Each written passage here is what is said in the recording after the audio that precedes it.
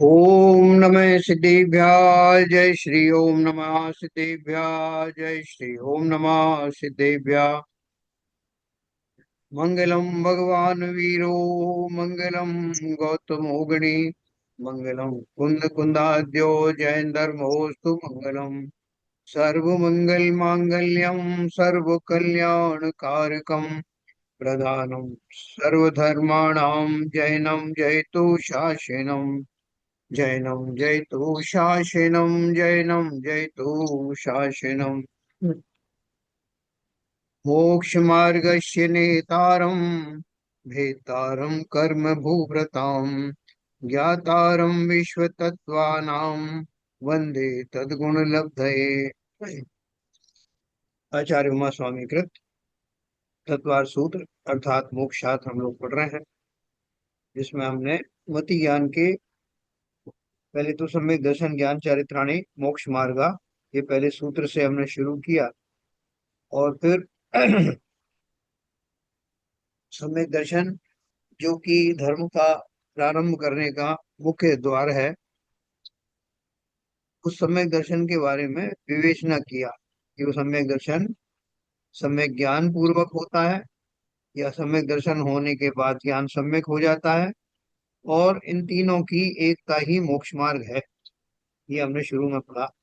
उसके बाद में जो इतना महत्वपूर्ण जो सम्यक से लिए हुई ये तीनों चीजें हैं, उनके बारे में हमने किंचित जाना कि सम्यक दर्शन क्या है, सम्यक ज्ञान क्या है, सम्यक चारित्र क्या है।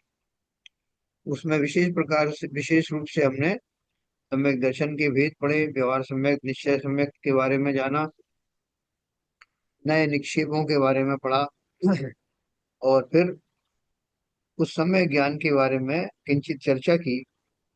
जो पांच भेद रूप है पांच ज्ञान है, तो सभी सम्यक है, मति श्रुत अवधि मन पर्याय और केवल ज्ञान।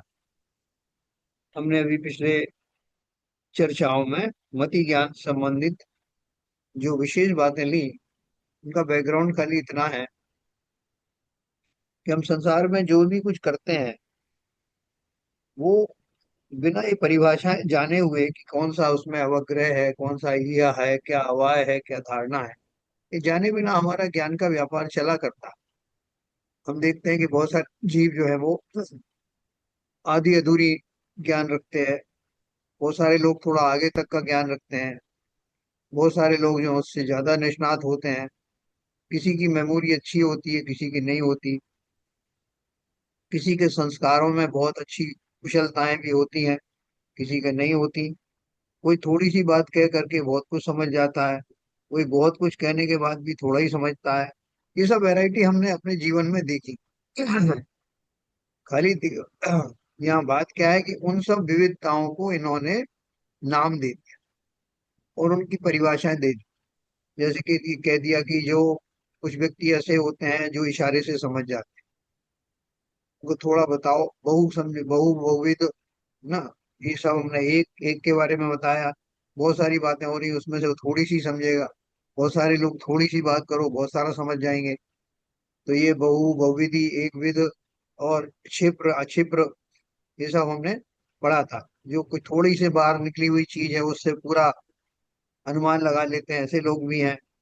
फिर जिनका ज्ञान जो है वो एक बार होने के बाद में अक्षुण्ण बना रहता है तो उनके ज्ञान को हमने ध्रुव किया ज्ञान कहा, मेमोरी में जो बना रहता है। ऐसे हमने 12 प्रकार से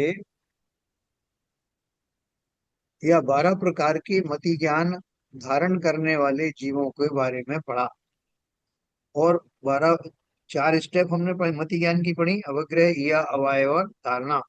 चार स्टेप में मति ज्ञान की पूर्णता हो जाती है और वो इन 12 प्रकार के पदार्थों को या 12 प्रकार की वस्तुओं को जान लेता है।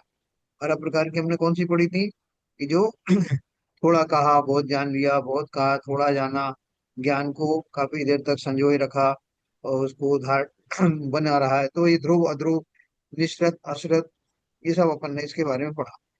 कुल मिलाकर के जो कुछ हमने पढ़ा उसमें नई बात कुछ नहीं थी। इन सब से हम जाने अनजाने में परिचित हैं। बहुत सारे लोग कहते हैं साहब वो तो बहुत ही कुशाग्र बुद्धि हैं, खत का मजमून भांप लेते हैं लिफाफा देखकर। ऐसे व्यक्ति भी हमारे जीवन में आते हैं ये शतावधानी के रूप में जो श्रीमद् राजचंद्र की चर्चा होती है, जो एक साथ 100 काम करते थे। तो ये सब ज्ञान की वेराइटीज हैं, उनका जो उगाड़ है, क्षोभसम है, उसकी वेराइटीज हैं। और ये जो परिभाषाएं बनाई गई हैं, उन व्यक्तियों को देखते हुए, उनके गुणों को देखते हुए, उनकी ज्ञान की क्षमता को देखते हुए, ये मति ज्ञान संबंधी ये सब नाम दिए गए हैं। तो इसमें अगर हमको कुछ समझ में नहीं आया तो उसको इसी अर्थ में लेना कि वो हम सब प्रक्रियाओं से रोज गुजरते हैं, लेकिन उनके नाम हमें नहीं मालूम, उन्होंने नाम दे दिए। तो थोड़ा सा अपन उसको ब्रीफ करके और फिर शुद्ध ज्ञान की तरफ चले। पर ये 288 से हाँ। में और जुड़ गए थे ना कुछ 40 45, वो उसको हाँ जरा करेंगे। हाँ, 24। देखो ये स्त्री जुड़े थे, ये था हाँ, मति ज्ञान है ना ये। इसके पहले ये आया था ये। 288 तो क्लियर है।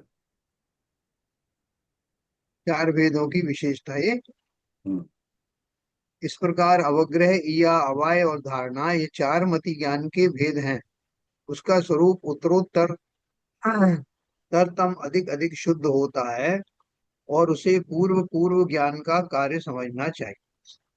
एक विषय की उत्तरोत्तर विशेषता उसके द्वारा जानी जाती है, इसलिए उन चारों ज्ञानों को एक ही ज्ञान के विशेष प्रकार भी कह सकते हैं।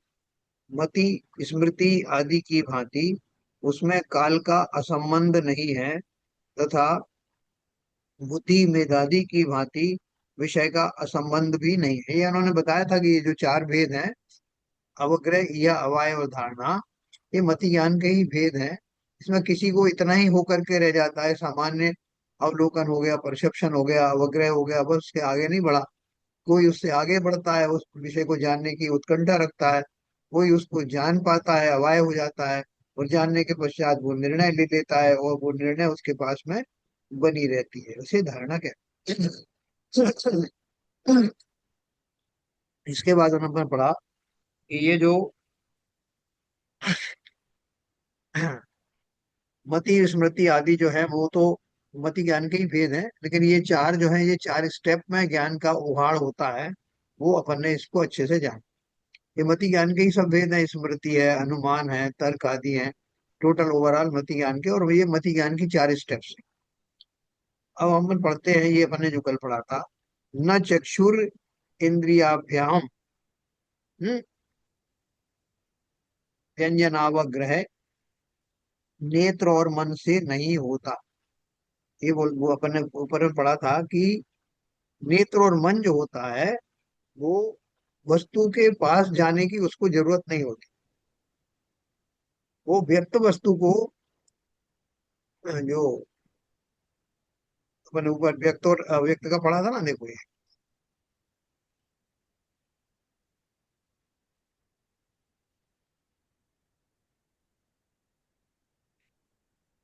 उपरोक्त अव्यक्त ज्ञान का नाम व्यंजनावग्रह है। जब से विषय की व्यक्तता भाषित होने लगती है, तभी से उस ज्ञान को व्यक्त ज्ञान कहते हैं। उसका नाम अर्थावग्रह है। ये अर्थावग्रह सभी इंद्रियों तथा मन के द्वारा होता है। इसके ऊपर ये बताया था, मन तथा चक्षु के द्वारा होने वाला ज्ञान विषय के साथ संबद्ध होकर नहीं हो सकता। है ना, फिर से समझना चाहिए। जो आंखें हैं, आंखें अग्नि के ताप को देखे बिना ही ये जान लेती हैं कि अग्नि लगी हुई है। जरूरी नहीं कि उस अग्नि का वो डायरेक्ट अनुभव करे, दूर से देख करके उसको अग्नि का ज्ञान हो जाता है। या कहीं बहुत जोर से जो है वो बर्फ के ग्लेशियर दिख रहे हैं, उसको तो समझ में आ जाता है कि ये जो बर्फ गिर है। बर्फ जरूरी थोड़ी कि बर्फ का अनुभव करे तभी उसे पता लगे। ऐसे ही मन का हाल है। मन भी उस जगह पर पहुंचे या ना पहुंचे, लेकिन उस वस्तु के बारे में बहुत क्लियर कट उसको संवेदनाएं होती। तो ये दो चीजें ऐसी हैं जो पदार्थ में इंटीमेट कांटेक्ट के बिना ही उस वस्तु को जान लेती। तो इंटीमेट इसलिए उसको ज्ञान को क्या बोलते हैं, कि वो जो ज्ञान है उनको स्पष्ट ज्ञान होता है, उस ज्ञान को व्यक्त कहते हैं। कौन से ज्ञान को? जो इंद्रियों के संपर्क से डायरेक्ट ना आकर भी उस वस्तु का ज्ञान करा दे, उसको व्यक्त ज्ञान कहते हैं। तो आंखें एक ऐसी चीज है, और मन जो वस्तु को निकट आने के पहले ही, निकट आने की आवश्यकता नहीं बल्कि ज्यादा निकटता से तो वो दिखाई नहीं देते। जैसे आंख के ऊपर ही सीधा आपको किताब कोई अड़ा दे तो आप देख नहीं सकते। हाँ। उसको एक डिस्टेंस पे रखोगे तो आप देख लोगे। या और दूसरे पहाड़ नदी आदि हैं, उनके पास जाए बिना आप उसको समझ लेते हैं, तो अच्छे से जान लेते हैं। मन के बारे में भी ऐसा है। उनका कहने का अर्थ यह है कि बाकी शेष इंद्रियों का क्या है। जैसे स्पर्शन इंद्रिय है, तो स्पर्शन इंद्रिय जो है, आपने बिना देखे स्पर्शन इंद्रिय का उपयोग किया, तो उस वस्तु, वो वस्तु आपके हाथ में आना चाहिए ना, आपके शरीर से टच होना चाहिए स्पर्शन इंद्रिय, तब आप कुछ अंदाज लगा सकते हो क्या वस्तु हो सकती है। या नाक के पास में कोई खुशबू वाली चीज हो या दुर्गंध वाली चीज हो, और जो उससे नाक से टकराए और तब उसे मालूम पड़ता है कि ये कोई वस्तु में ऐसा खुशबू है, बदबू है। या आपके कान से जो है बिल्कुल पास में कोई साउंड आती है, तब आपको समझ में आता है। और वो भी अस्पष्ट है, उसमें आपको क्लैरिटी नहीं होती। जैसे आंखों से क्लैरिटी होती है, मन से क्लैरिटी होती है, बाकी शेष इंद्रियों से वैसी क्लैरिटी नहीं होती। वो वस्तु फिर आप उसका अंदाज लगाते रहते हो, इसलिए वो अव्यक्त ज्ञान कहला। तो इस सूत्र में खाली ये कह रहे हैं कि आंख और मन के द्वारा जो पदार्थ जाने जाते हैं उसको व्यक्त कहा जाता है। उस ज्ञान को व्यक्त ज्ञान कहा जाता है, क्योंकि वो भली प्रकार से वस्तुओं को बिना उनमें इन्वॉल्व हुए जान लेता है। जबकि बाकी शेष चार इंद्रियां हैं, वो उनका ज्ञान व्यक्त ना होकर अव्यक्त होता है। और वो व्यंजनावग्रह उनके द्वारा होता है। व्यंजनावग्रह मोटा मोटा ज्ञान। ठीक है ना। तो यहाँ इन्होंने नीचे फिर से लिखा है, उपरोक्त अव्यक्त ज्ञान का नाम व्यंजनावग्रह है। यानी वो चार इंद्रियां, शेष चार इंद्रियां के द्वारा जो जाना जाता है उसको व्यंजनावग्रह कहते हैं। उनका परसेप्शन, उनका अवग्रह व्यंजनावग्रह कहलाता है। जब से विषय की व्यक्तता भाषित होने लगती है, तभी से उस ज्ञान को व्यक्त ज्ञान कहते हैं। है ना। जब उसको बाद में आप जब जानेंगे तब जानेंगे व्यक्त रूप से, लेकिन शुरू में जो अवग्रह होता है वो अव्यक्त होता है चार इंद्रियों द्वारा। जबकि मन और आंखों द्वारा वो जो ज्ञान होता है वो व्यक्त ज्ञान कहलाता है। ठीक है। एक तो अपन ने ये पढ़ लिया। तो अब वो जो चार इंद्रियां हैं, उन चार इंद्रियों का उन्होंने यहाँ मल्टीप्लाई किया। क्या मल्टी किया है उन्होंने यहाँ पर?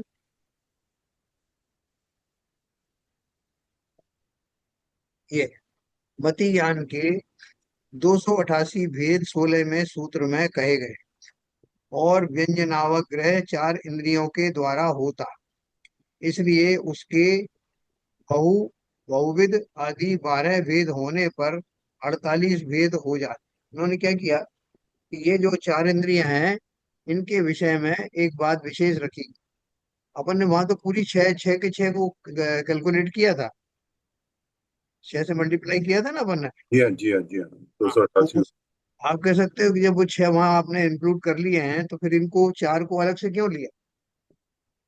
तो वो छह को उन्होंने क्यों लिया था, देखो यहाँ ऊपर दिया।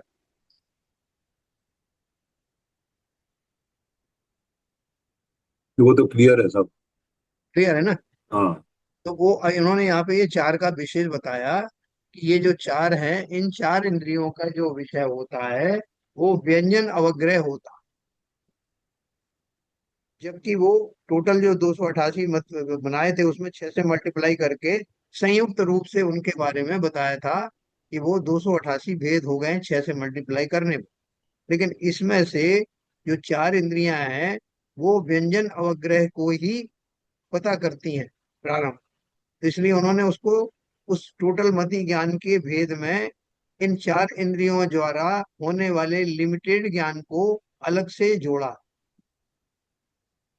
तो उन्होंने क्या किया, मति ज्ञान के 288 भेद 16 में सूत्र में कहे गए हैं, और व्यंजन अवग्रह चार इंद्रियों के द्वारा होता, इसलिए उसके बहुविध आदि 12 भेद होने पर 48 भेद हो जाते हैं। 12 तो ये हो गए भेद, और चार इंद्रियों द्वारा वो व्यंजन अवग्रह होता है, तो 12 इंटू चार 48 उसके जो टाइप बन गए।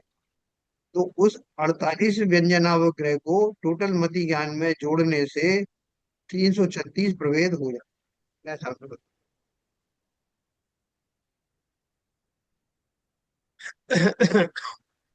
अब देखो अपन यहाँ चल रहे हैं। श्रुत ज्ञान का वर्णन, उत्पत्ति का क्रम तथा उसके भेद।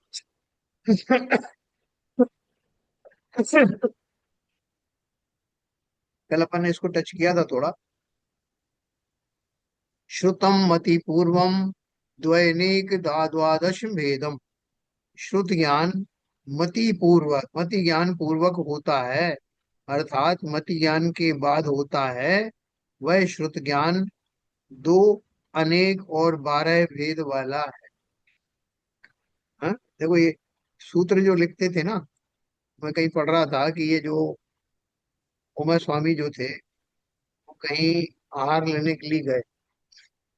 तो वहां आहार लेकर के निकल रहे थे, तो उस जो दातार था, उसकी दीवार के ऊपर में वो कुछ ना कुछ स्लोगन लिखता था। तो वहां एक स्लोगन लिखा हुआ था, दर्शन ज्ञान चारित्राणी मोक्ष मार्ग। तो उनको थोड़ा अटपटा लगा। आहार हो संपन्न हो गए थे। उन्होंने क्या किया, उस समय वो दीवार पे वो उंगली से भी लिख सकते थे। उन्होंने उंगली से उसमें सम्यक शब्द और जोड़ दिए। दर्शन ज्ञान चारित्राणी की बजाय सम्यक दर्शन ज्ञान चारित्राणी मोक्ष मार्ग, और वो लिख करके चले गए। उस समय जो आहार हो रहा था, उस समय घर के और लोगों के साथ में उसका मालिक नहीं था, बाहर गया। जब वो लौट के आया तो उसने देखा कि यहाँ किसी ने ये कुछ लिखा है। उसने घर वालों से पूछा कि यहाँ कौन आया था। बोला एक दिगंबर साधु आए थे। तो उसने कहा ये तो बहुत ज्ञानी लग रहे हैं, क्योंकि जो मैंने लिखा था सूत्र वो अधूरा था, ऐसा मुझे अब एहसास हुआ। और ये तो बहुत ज्ञानी होंगे। तो मैं उनके पास खोजते खोजते उनके पास गया, और वहां उनसे उन्होंने बहुत सारे प्रश्न पूछे। तो वो प्रश्न पूछे तो प्रश्नों का उन्होंने जवाब सूत्रों में दिया। तो उन्होंने कहा सम्यक दर्शन ज्ञान चारित्राणी मोक्ष मार्ग है। उनका महाराज इसका मतलब क्या है? तो उन्होंने उसको बता दिया। उनको फिर सम्यक दर्शन क्या है, उनका तत्वार श्रद्धानम सम्यक दर्शन। तो जो जो उन्होंने क्वेश्चन पूछे उनके जवाब सूत्रों के माध्यम से दिए गए, और करते करते वो एक 10 अध्याय में कन्वर्ट। तो देखो अपन क्या बात कर रहे थे।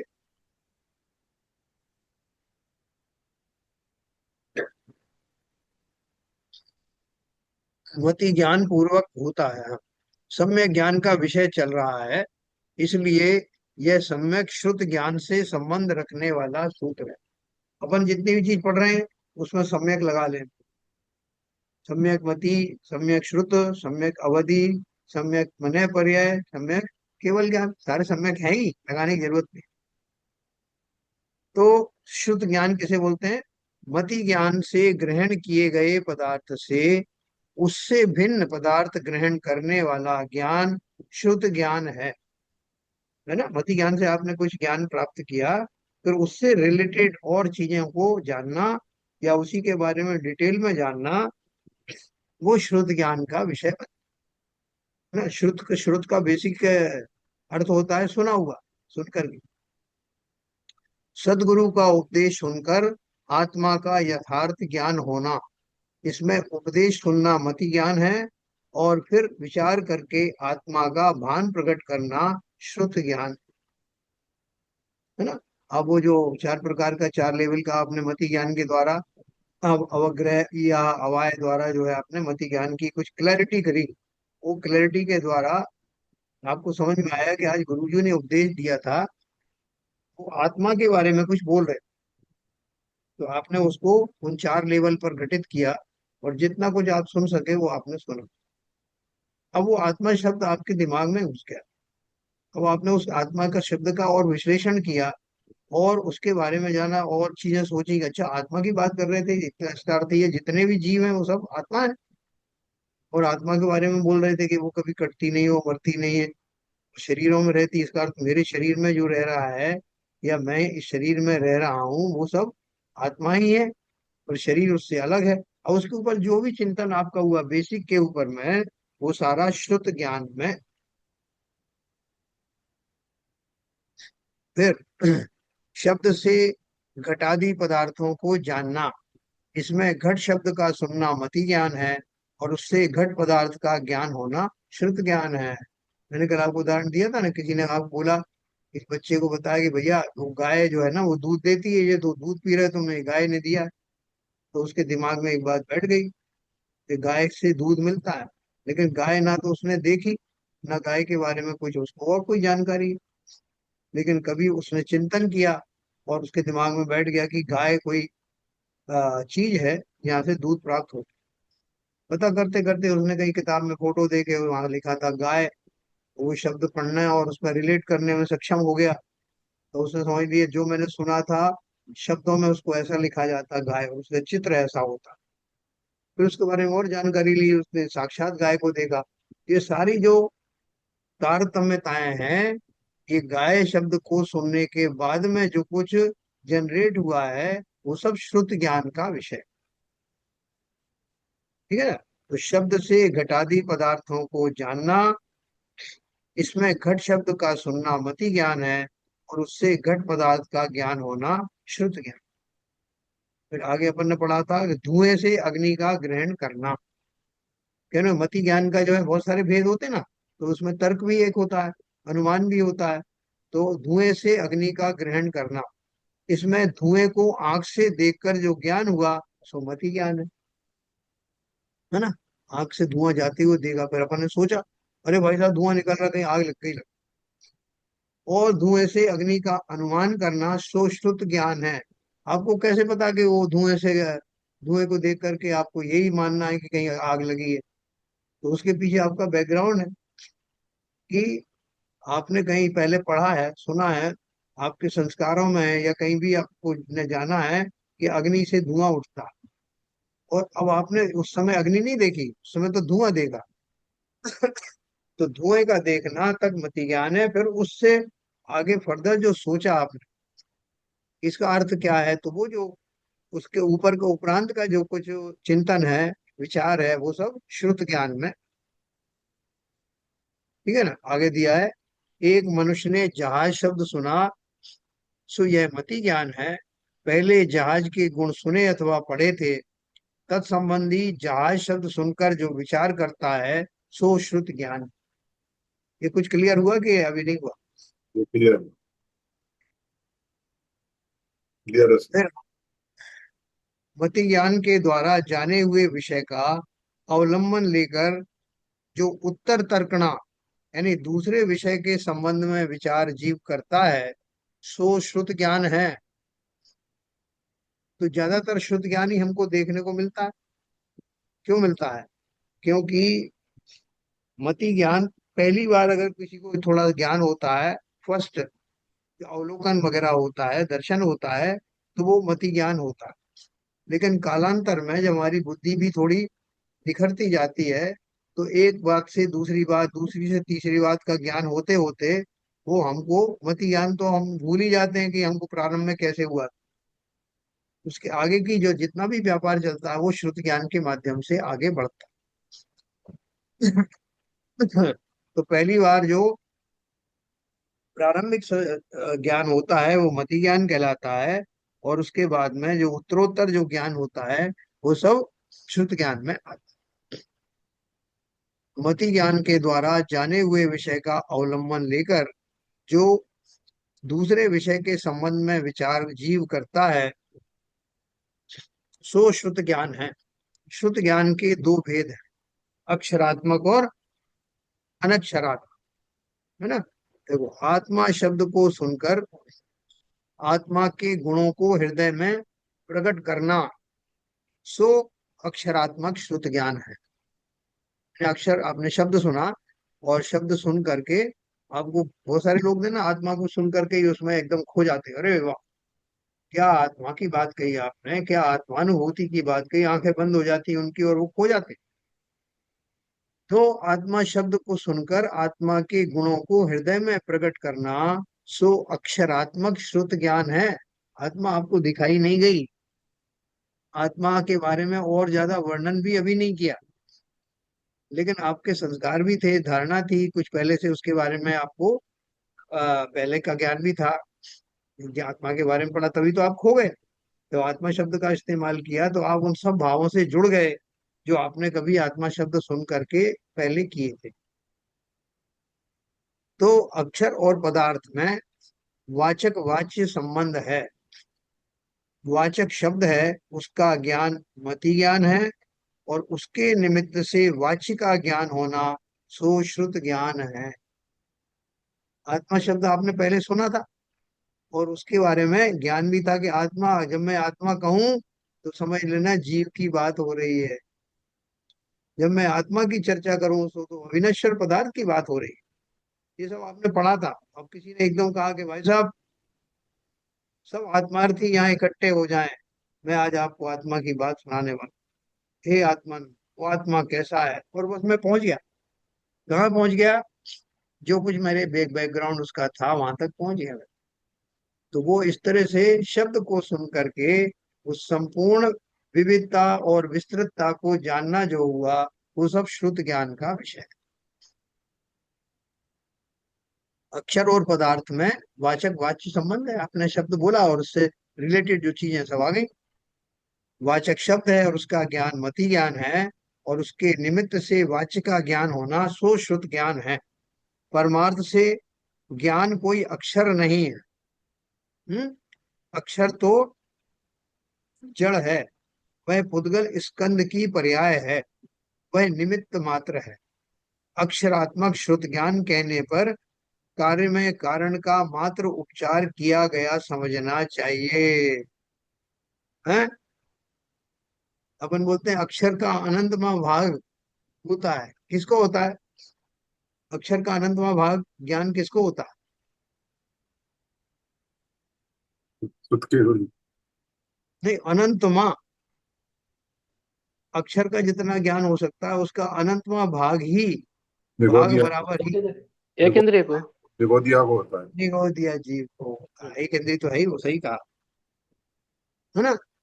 तो वो बोल रहे हैं ये कहने का अर्थ क्या है? कोई अक्षर के टुकड़े थोड़ी किए हैं। लेकिन अक्षर में एक अक्षर को पढ़ने से जानने का जितना ज्ञान होता है, उसके मुकाबले में उस ज्ञान को कम आंकने के लिए ये शब्द इस्तेमाल किया। लिखा ना, अक्षर परमार से ज्ञान कोई अक्षर नहीं है। अक्षर तो जड़ है, वह उद्गल स्कंद की पर्याय है। शब्द किसी शब्द क्या है? उद्गल है। उद्गल स्कंद है शब्द, अक्षरों से बना हुआ समूह, जिन ध्वनि आदि से बना हुआ समूह, ये सारे पौद्गलिक हैं। पुस्तक में छपे हुए जो अक्षर हैं वो सब पुद्गल है। कागज पुद्गल है, कलम पुद्गल है, और पढ़ने वाला भी पुद्गल है। ये बात सही है कि गलत? पढ़ने वाला भी पुद्गल है क्या? पढ़ने वाला आलम्बन लेता है पुस्तक। है? डुअल चीजें हैं, दोनों चीजें हैं। वो कथनचित पुद्गल भी है और कथनचित पुद्गल नहीं भी है। वही मैंने कहा ना, आलम्बन लेके जीव पढ़ता है। हाँ, मतलब वो डुअल है, दोनों ही है। तो अपन बात क्या कर रहे थे कि जो अक्षर बोलते हैं कि साहब उनको, हमें तो साहब एक अक्षर का ज्ञान नहीं है। कोई वो तो काली, क्या क्या है, काला अक्षर भैंस बराबर है, तो वो अक्षर को ज्ञान से रिलेट करते हैं। लेकिन यहाँ वो क्या कह रहे हैं? परमार्थ से ज्ञान कोई अक्षर नहीं है। अक्षर तो जड़ है, वह पुद्गल स्कंद की पर्याय है, वह निमित्त मात्र है। अक्षरात्मक श्रुत ज्ञान कहने पर कार्य में कारण का मात्र उपचार किया गया समझना चाहिए। और वो जो जिनेन्द्र देव की वाणी करती है, तो वो शब्द होते हैं क्या, उसमें अक्षर होते हैं क्या? ओंकार ध्वनि होती है ना? उसमें कोई शब्द भाषाएं आदि का डायरेक्ट नहीं निकलती, फिर उनको उस भाषा के अंदर में कन्वर्ट किया जाता गणधर के द्वारा, और लिपिबद्ध करी तब वो अक्षर आए। ये पहले तो सब ओरल ही चलता था। हालांकि ओरल भी आप जो बोलते हो वो शब्द आदि वो भी सब पौद्गलिक हैं, उद्गल से उत्पन्न होते हैं। 75 मांसपेशियां एक साथ काम करती हैं जब एक अक्षर निकलता है। ये होठ तालु आदि ये सब जो तंत्र हैं शब्द बोलने के। तो अगला है, शुद्ध ज्ञान ज्ञान गुण की पर्याय है। किसकी पर्याय है? ज्ञान गुण की। और कौन कौन सी पर्याय है? मति ज्ञान पर्याय है, श्रुत ज्ञान पर्याय है, और अवधि ज्ञान पर्याय है, मन पर्याय ज्ञान पर्याय है, और केवल ज्ञान भी ज्ञान की ही पर्याय है। शुद्ध ज्ञान ज्ञान गुण की पर्याय है, उसके होने में मति ज्ञान निमित्त मात्र है ना। निमित्त मात्र क्यों है? क्योंकि वो हमारे मस्तिष्क में वो शब्द आदि पहले से भरे हुए हैं, और उनसे लेकर के फिर ज्ञान की विशेष जो उपलब्धि होती है, इसलिए उसको निमित्त रूप से उसका जनक भी कहते हैं, लेकिन वो निमित्त मात्र होता है। श्रुत ज्ञान से पूर्व ज्ञान गुण की मति ज्ञान रूप पर्याय होती है, और उस उपयोग रूप पर्याय का व्यय होने पर श्रुत ज्ञान प्रकट होता है। इसलिए मति ज्ञान का व्यय श्रुत ज्ञान का निमित्त है, वह अभाव रूप निमित्त है। अर्थात मति ज्ञान का जो व्यय होता है वह श्रुत ज्ञान को उत्पन्न नहीं करता, किंतु शुद्ध ज्ञान तो अपने उपादान कारण से उत्पन्न होता है। मति ज्ञान से शुद्ध ज्ञान अधिक विशुद्ध हो। देखो, अपन बोलते हैं कि साहब जो जीव को जो शुद्ध शुद्धोपयोग जो होता है, वो शुभोपयोग के आने के बाद ही होता। अर्थात शुभोपयोग ही शुद्धोपयोग का कारण है। अब समझना ध्यान से। बहुत सारे लोग क्या बोलते हैं कि शुद्धोपयोग होने के लिए पहले शुभोपयोग होना चाहिए, शुभोपयोग खत्म होता है तब शुद्धोपयोग शुरू होता। तो उनको समझाते हैं कि ऐसा नहीं, ये इंडिपेंडेंट है। क्यों इंडिपेंडेंट है? क्योंकि अगर ऐसा नहीं मानेंगे तो अपन बोलेंगे कि शुभोपयोग का कारण अशुभोपयोग है। अगर अशुभोपयोग नहीं होता तो शुभोपयोग कहाँ से होता? तो ये जो क्रम लोग समझ लेते हैं वो क्रम ऐसा नहीं है। वो कहते हैं अशुभोपयोग इंडिपेंडेंट है, वो समाप्त हो जाता है, और उसके समाप्त होने की वजह से शुभोपयोग आए, ऐसा नहीं। लेकिन परिस्थिति ऐसी बनती है कि अशुभोपयोग समाप्त होने के बाद शुभोपयोग आता है, तो एट ए टाइम एक ही रह सकता है। या जब शुभोपयोग अशुभोपयोग दोनों नहीं होते तो शुद्धोपयोग होता है। कहने का अर्थ ये है कि ये तीनों ही अपनी अपनी कारण से होते हैं, कोई किसी पर निर्भर नहीं होता। इसी प्रकार शुद्ध ज्ञान इंडिपेंडेंट पर्याय है ज्ञान की, मति ज्ञान इंडिपेंडेंट पर्याय है। मति ज्ञान के पूर्वक, अपन बोलते जरूर ना, मति ज्ञान पूर्वक ही श्रुत ज्ञान हुआ, लेकिन उसमें भाव ऐसे ही समझना जो मैंने आपको शुद्धोपयोग के बारे में बताया। तो उन्होंने यह लिखा है ना, मति ज्ञान का जो व्यय होता है, मति ज्ञान समाप्त हो गया, वह शुद्ध ज्ञान को उत्पन्न नहीं करता, किंतु श्रुत ज्ञान तो अपने उपादान कारण से स्वयं उत्पन्न होता है। जैसे बोले साहब आप यहाँ बैठते हो ना तो मुझे अच्छा लगता है, डर नहीं लगता। आप नहीं थे होते तो मुझे डर लगता है। तो मैंने होकर के क्या कर लिया? मैंने आपके उनके डर परमाणुओं को समाप्त किया क्या? उन्नीस साहब को तो नहीं किया, लेकिन मेरे को ऐसा अच्छा लगता है आपके होने से, सर। तो आपका अपना, जैसे अपन साइकोलॉजी भी कहते हैं, तो आपका अपना जो भाव है, चिंतन है, उसमें मेरी उपस्थिति निमित्त मात्र ही थी, मैंने कुछ किया नहीं। इसी प्रकार से श्रुत ज्ञान में और उसकी आगामी प्रखरताओं में, विस्तार में, मति ज्ञान निमित्त रूप से शुरू में था, इसलिए मति ज्ञान को निमित्त कहा है, लेकिन इंडिपेंडेंट। ठीक है ना। अगर ये ना ना कहा जाए तो आप बार बार बोलोगे साहब ये शुद्ध ज्ञान तो पैदा हो गया, इसके पहले का मति ज्ञान तो लाओ, कहाँ से पैदा हुआ? इसलिए उन्होंने बोला कि वो निमित्त रूप से रहता है, और वो निमित्त आगे चलता चला जाए। इसको और क्लैरिफाई करेंगे आगे चल के। मति ज्ञान से श्रुत ज्ञान अधिक विशुद्ध होता है। हाँ, ये बात क्लियर है। मति ज्ञान से शुद्ध ज्ञान अधिक विशुद्ध होता है, इसमें बहुत क्लैरिटी होती है। मति ज्ञान तो प्रारंभिक परसेप्शन वगैरह होता है, लेकिन उसको जो विशेष रूप से हम जानते हैं तो वो श्रुत ज्ञान में विशेषताएं बहुत होती। प्रश्न है, जगत में कारण के समान ही कार्य होता है, इसलिए मति ज्ञान के समान ही श्रुत ज्ञान होना चाहिए।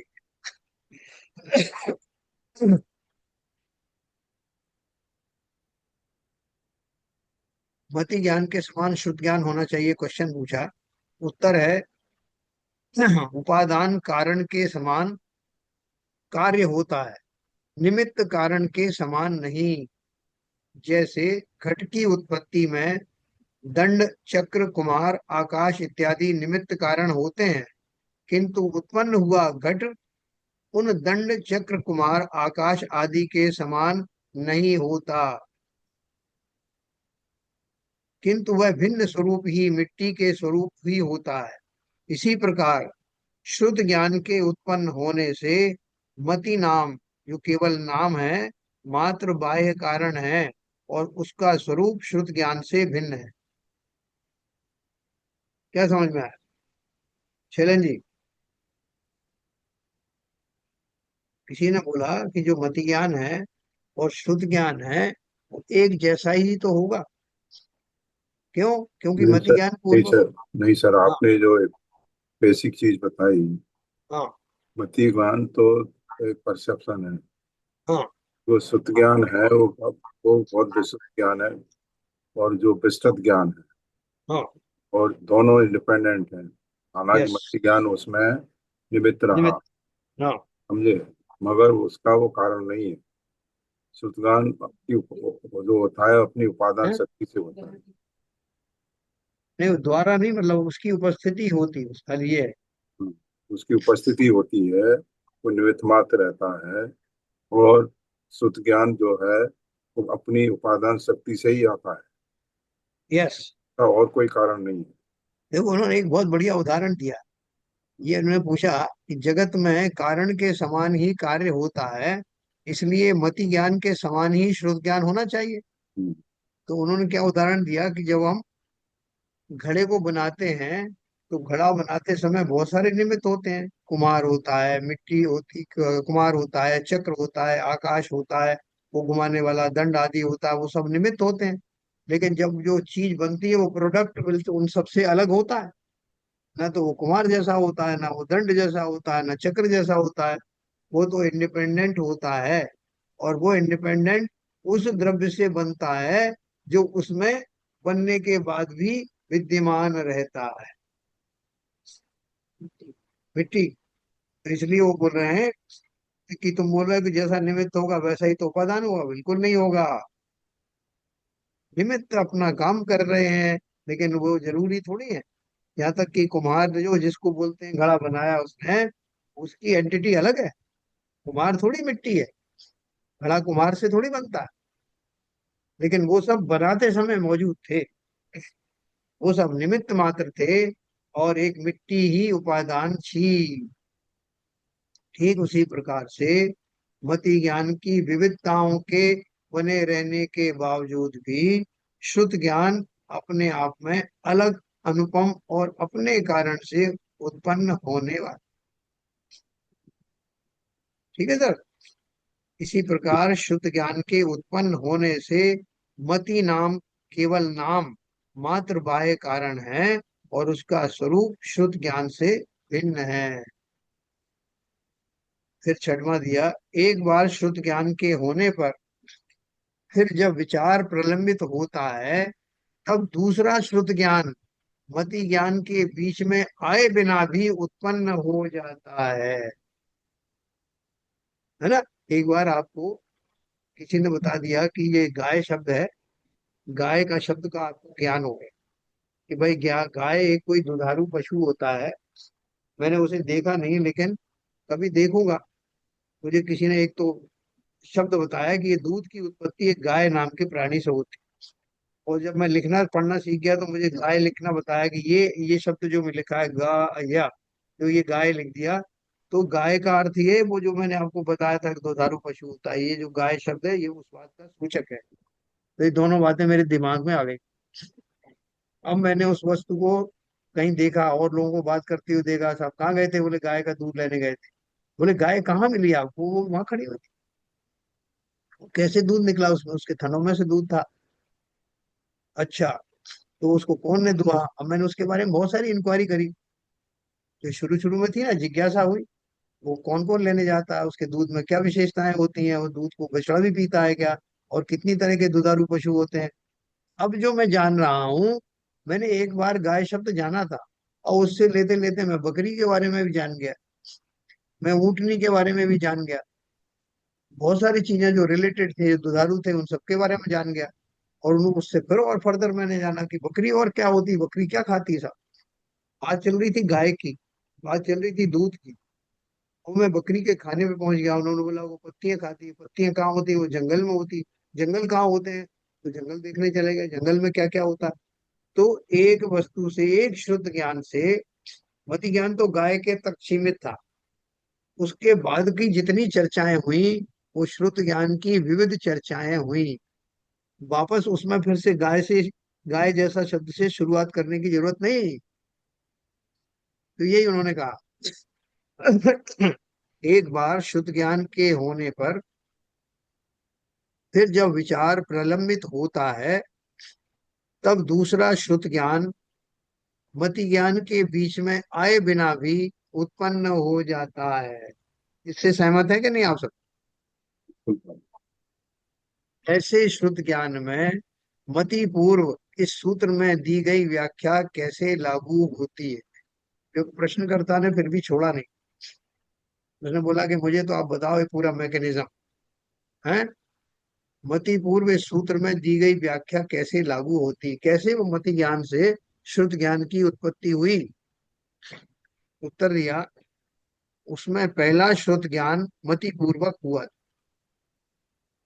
इसलिए दूसरा श्रुत ज्ञान भी मति पूर्वक है, ऐसा उपचार किया जा सकता है। सूत्र में पूर्व पहले साक्षात शब्द का प्रयोग नहीं किया है, इसलिए यह समझना चाहिए कि श्रुत ज्ञान साक्षात मति पूर्वक और परंपरा मति पूर्वक ऐसे दो प्रकार से हो। ये उसको प्रमाणित कर रहे हैं, सिद्ध कर रहे हैं, जो अपन ने ऊपर पढ़ा कि श्रुत ज्ञान की उत्पत्ति क्या होगी। प्रारंभ में तो मति ज्ञान समाप्त हुआ, मति ज्ञान की सीमाएं समाप्त हुई, उसके बाद श्रुत ज्ञान उत्पन्न हो गया। जैसे मैंने आपको बताया, गाय शब्द सुन के उसने गाय का निर्णय कर लिया। अब उसके बाद का जो और शुद्ध ज्ञान है, उसमें बाकी फिर से गाय आदि से प्रारंभ करने की जरूरत नहीं। चर्चा में से चर्चा निकलती है। अपन लोग बात करते करते देखा होगा आपने, कहीं से कहीं चला जाता है टॉपिक। बात कहीं से शुरू की थी और कहीं और चली जाती। तो वो जो डेरिवेशंस हैं, डिराइव डिराइव किया हुआ है एक श्रुत से दूसरे श्रुत में, उसमें वो प्रारंभिक चर्चा को वहीं से शुरू नहीं करेंगे।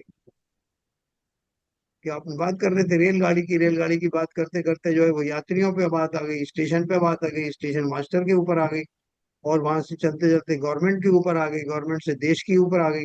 अब आप बोलोगे नहीं नहीं साहब, वो देश की बात करने से पहले अपन वहीं से शुरू करो ना, रेलगाड़ी से। तो जरूरी नहीं है, क्योंकि वही चर्चा फैलते फैलते कहीं और चली गई। तो उन्होंने ये दो बातें कही, इसकी पुष्टि की है कि प्रारंभ में मति ज्ञान की आवश्यकता होती है, निमित्त होता है, लेकिन एक बार शुद्ध ज्ञान के प्रारंभ होने के बाद फिर फर्दर फर्दर शुद्ध ज्ञान में वो इनिशियल स्टेज की आने की जरूरत नहीं। फिर दिया भाव श्रुत और द्रव्य श्रुत। ये आपने सुना होगा, भाव श्रुत और द्रव्य श्रुत। श्रुत ज्ञान में तारतम्य की अपेक्षा से भेद होता, और उसके निमित्त में भी भेद होता है। भाव श्रुत और द्रव्य श्रुत, इन दोनों में दो, अनेक और 12 भेद होते हैं। भाव श्रुत को भावागम भी कह सकते हैं, और उसमें द्रव्यागम निमित्त होता है। द्रव्यागम श्रुत के दो भेद हैं, अंग प्रविष्ट और अंग बाह्य। अंग प्रविष्ट के 12 भेद। आपने श्रुत ज्ञान में तारतम्य की अपेक्षा से भेद होता है। तारतम्य यानी क्रम, क्या क्रम पड़ता है। पहले भाव श्रुत होगा कि द्रव्य श्रुत होगा? द्रव्य श्रुत किसे कहते हैं? फिजिकली शास्त्र आदि हैं, पुस्तक आदि हैं, वो द्रव्य श्रुत है। भाव पहले श्रुत कौन सा है? पहले भावश्रुत होगा। पहले भाव श्रुत चलता था। जिस समय किताबें लिखी नहीं गई, लिपिबद्ध नहीं हुई, तब तक मौखिक जो है आदान प्रदान होता था ज्ञान का। नहीं, फिर भी जब जब कोई आचार्य टीका करते हैं, जी। जब जो कोई आचार्य टीका करते हैं किसी शास्त्र में, हाँ, तो पहले भावश्रुत आएगा, उसके बाद ही उसकी टीका बनेगी, फिर शुद्ध बिल्कुल। पाठ होगा। बिल्कुल सही। तो देखो, सही कहा आप। तो भाव श्रुत और द्रव्य श्रुत, इन दोनों में दो, इनके भेद बता रहे हैं। शॉर्ट कर दिया इन्होंने यहाँ पे, मैं आपको विस्तार से बताऊं। इन दोनों में दो, अनेक और 12 भेद होते हैं। क्या भेद होते हैं? द्वादशांग वाणी की ओर इशारा कर रहे हैं ये। 12 भेद जो लिखा ना, 12 भेद माने द्वादशांग। तो द्वादश अंग कौन से होते हैं?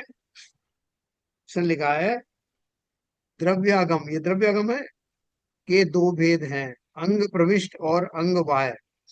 अंग प्रविष्ट के 12 भेद हैं। तो देखो,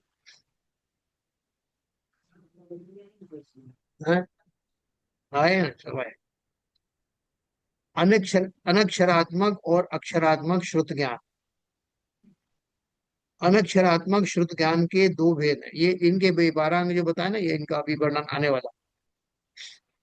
अभी अनक्षरात्मक और अक्षरात्मक श्रुत ज्ञान क्या है? अनक्षरात्मक श्रुत ज्ञान के दो भेद हैं, पर्याय ज्ञान और पर्याय समास। सूक्ष्म निगोदिया जीव के उत्पन्न होते समय जो पहले समय में सर्व जघन्य श्रुत ज्ञान होता है, सो पर्याय ज्ञान है। निगोदिया जीव की कितनी आयु होती है भाई? एक एक समय का 18 वार। एक श्वास के में, एक श्वास में 18 बार जीवन मरण हो जाता है। हमारी जो सांस का जो अंतराल है, समय है, उस समय में 18 बार तो उसका जन्म और मरण हो जाता है।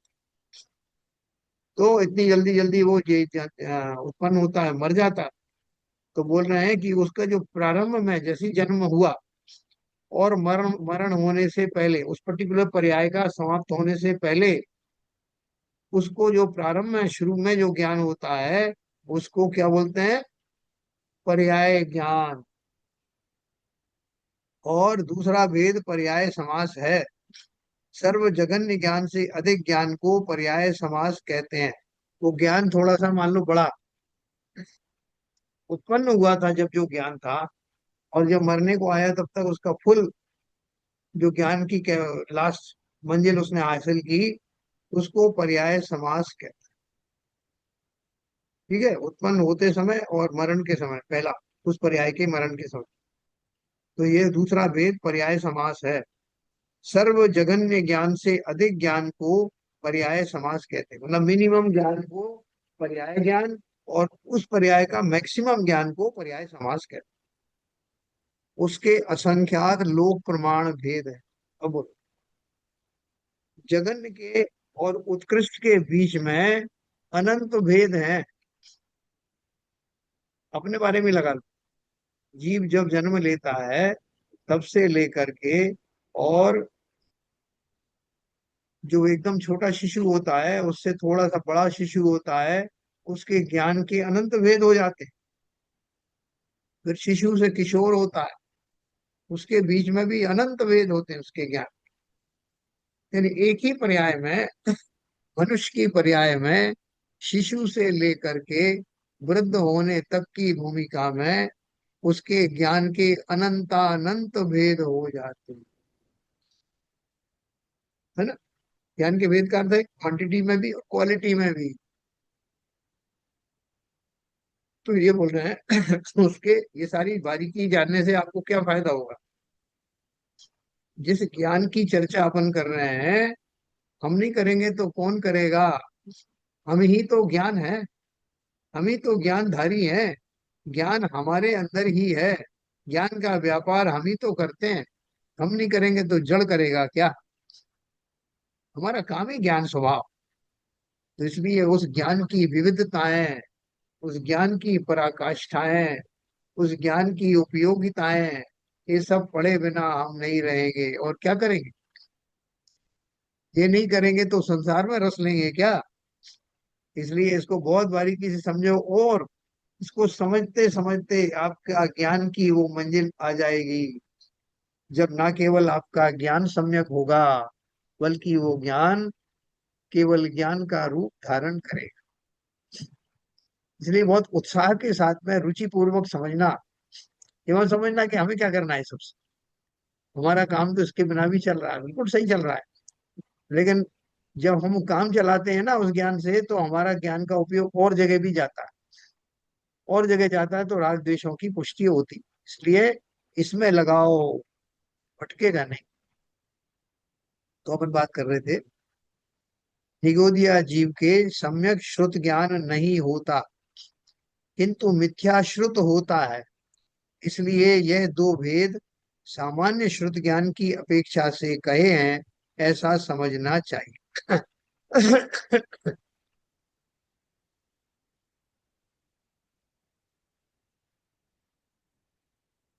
ठीक। उसको नीचे उन्होंने देखो, नीचे इसको और क्लैरिफाई किया है। यदि सम्यक और मिथ्या ऐसे दो भेद ना करके सामान्य मति श्रुत ज्ञान का विचार करे, तो प्रत्येक छद्मस्त जीव के मति और श्रुत ज्ञान होता। छद्मस्त यानी क्या होता है? मिथ्या, मिथ्यावादी। हाँ, छद्मस्त का अर्थ है जिसका ज्ञान अभी संपूर्ण नहीं हुआ, या है ना, अधूरा ज्ञान है। साधक को भी छद्मस्त कहते हैं। तो सभी मिथ्या दृष्टि भी और सम्यक दृष्टि भी छद्मस्त में आ सकते हैं। जब तक केवल ज्ञान नहीं हुआ तब तक इतने लंबे लंबे उसके जो है भेद हैं। तो क्या बोला, सामान्य मति श्रुत ज्ञान का विचार करें तो प्रत्येक छद्मस्त जीव के मति और श्रुत ज्ञान होता है। स्पर्श के द्वारा किसी वस्तु का ज्ञान होना सो मति ज्ञान है। और उसके संबंध से ऐसा ज्ञान होना कि यह हितकारी नहीं है या है, सो श्रुत ज्ञान है। बच्चा जो है बहुत ज्यादा शैतानी कर रहा है, बार बार आकर के वो अग्नि के पास चला आता है। पहले तो घरों में चूल्हे होते थे ना, या जो है कोई गर्म चीजों को छू लेता है तो माँ को बड़ा डर लगता है कि ये कहीं जल ना जाए, कुछ ना हो जाए। तो वो क्या करती है, पहले तो उसको बोलती है, अरे दूर हटो दूर हटो, आग है आग है। वो बच्चा समझता नहीं आग है तो क्या करे। फिर वो क्या करती है कि उसको थोड़ा सा कोई गर्म चीज में उसकी उंगली टच करती है। वो बच्चा एकदम घबरा जाता है। बोले तेरे से कहा था ना गर्म है। अब उसके ध्यान में आ गया कि गर्म का अर्थ क्या है। तो वो छूने तक तो उसको कोई ज्ञान नहीं हुआ, छूने से गर्म लगा वहां तक तो मति ज्ञान है, लेकिन वो इष्ट है या अनिष्ट है, ये ज्ञान होना वो श्रुत ज्ञान का विषय।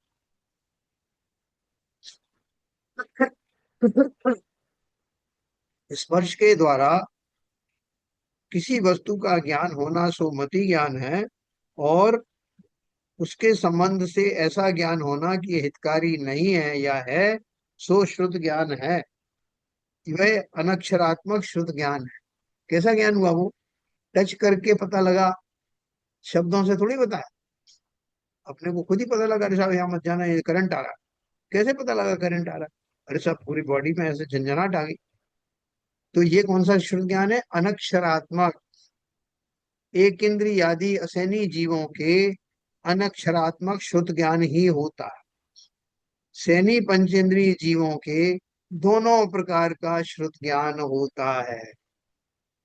देखो ये विविधताएं हमें जानने को मिल रही हैं, इससे हमको अपने मनुष्य पर्याय का गर्व होना चाहिए। तो कल अपन ये तो आपको प्रारंभिक भूमिका बताई श्रुत ज्ञान की, इसमें और भी बहुत सारी चीजें आएंगी। कल आपको प्रमाण के दो भेद बताए जाएंगे, स्वार्थ प्रमाण और परार्थ प्रमाण। ना अभी समय हो गया, ये अपन विषय विषय थोड़ा इसलिए कठिन लग रहा है कि हमने पहले कभी पढ़ा नहीं। एक बार पढ़ोगे, दोबारा कभी कहीं कोई तत्वार सूत्र पढ़ रहा होगा तो आपको आसानी से समझ में नहीं, पढ़ा भी नहीं है, सुना भी नहीं है। आए। ठीक है, ये तक आप देखेंगे जितने भी पर्युषण पर्व आ रहे हैं ना, तो सभी में मुनि मुनि लोग आदि ये तत्वार सूत्र के 10 अध्याय को 10 दिन में कंप्लीट करने का प्रयत्न करते हैं। उनको क्योंकि इस विषय इतना लंबा है, तो वो एकदम रेलगाड़ी चलानी पड़ती है उनको, तब समझ में आती है, तब कंप्लीट होती है। चलिए, बहुत बढ़िया है, सबको समझ में आया होगा शुद्ध ज्ञान मत ज्ञान। और मेरी गारंटी है कि जब ये चैप्टर पूरा होगा, पहला चैप्टर, तो आपको मति शुद्ध ज्ञान के बारे में यथा योग्य जानकारी या यथेष्ट जानकारी मिल जाएगी कि क्या होता है, पर आप उसको अप्रिशिएट करें। समय हो गया। संजय प्रकाश जी, जिनवाणी से।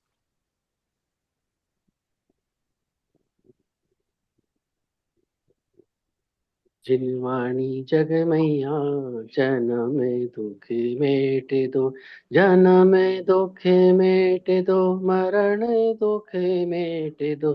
जिनवाणी जग मैया जन्म दुख मेट दो।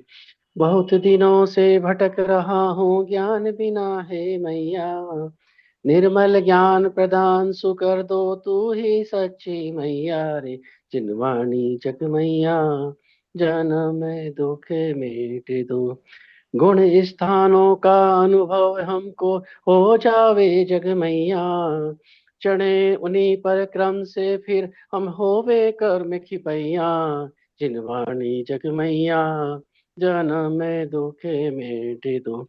मेट हमारा जन्म मरण दुख इतनी विनती मैया, तुमको शीश त्रिलोकी नवावे, तू ही सच्ची मैया। जिनवाणी जग मैया जन्म दुख मेट दो। वस्तु एक अनेक रूप है, अनुभव सबका न्यारा, हर विवाद का हल हो सकता साधवाद के द्वारा रे।